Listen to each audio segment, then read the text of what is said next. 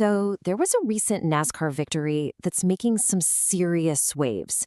And what's so fascinating isn't just who won, but the high praise he got from a true legend of the sport, and what that says about the heart of racing today.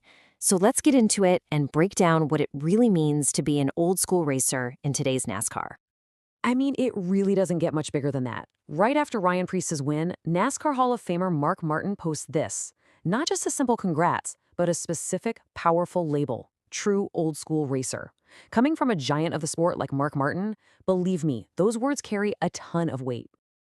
And that really is the big question, right? In an era of high-tech simulators, specialized engineering teams, the whole 9 yards, what does it even mean to have that kind of throwback mentality? Let's dig into exactly what Martin saw that made him give Preece this ultimate compliment. To really understand this whole story, we have to start not with the checkered flag, but with those words of respect that came right after it. This is where the narrative really begins to take shape. And boom, there it is. That's the key. Martin wasn't just praising the driving, he was praising the whole mindset, that hands-on, grease under the fingernails approach.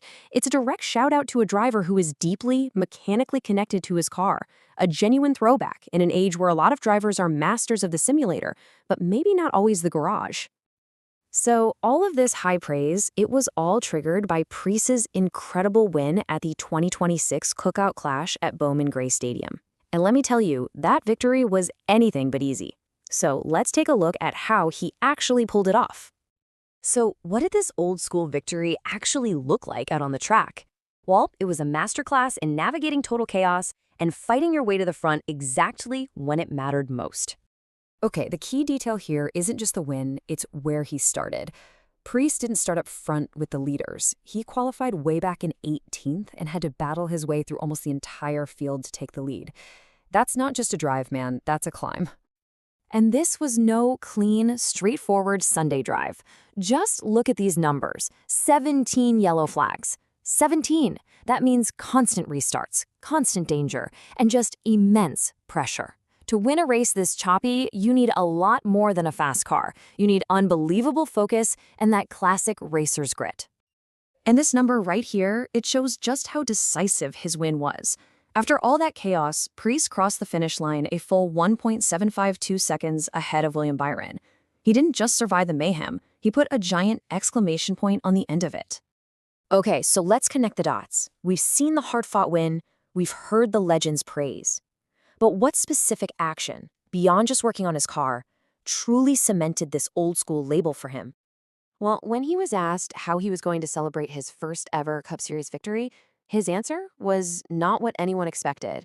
There were no plans for some big party or a lavish vacation. That's right. His idea of celebrating a massive career achievement was to go drive more race cars. Not for another cup race, but just for the love of the sport, getting behind the wheel of completely different machines. That is just pure, unadulterated passion for racing. And this is exactly what Mark Martin was talking about. A racer's racer isn't just about age or style. It's a whole mentality. It's about loving the nuts and bolts, the craft, and the pure act of driving, from the biggest stage in NASCAR all the way down to the local short track. But look, this victory didn't just come out of nowhere. This throwback kind of grit has been building for a while now, and it's a quality Preece has recognized in his team all along. If you look back, you can actually see the momentum. Just the year before, in 2025, he secured a career-best third-place finish at Las Vegas.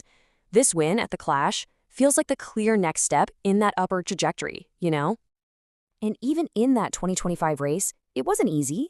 He faced challenges early on and had to claw his way back in the final stage just to grab that podium finish. It was another case of having to fight for every single position out there. And just listen to what he said back then. It's the exact same theme. He credits the fight, the effort, the hard work of the entire team.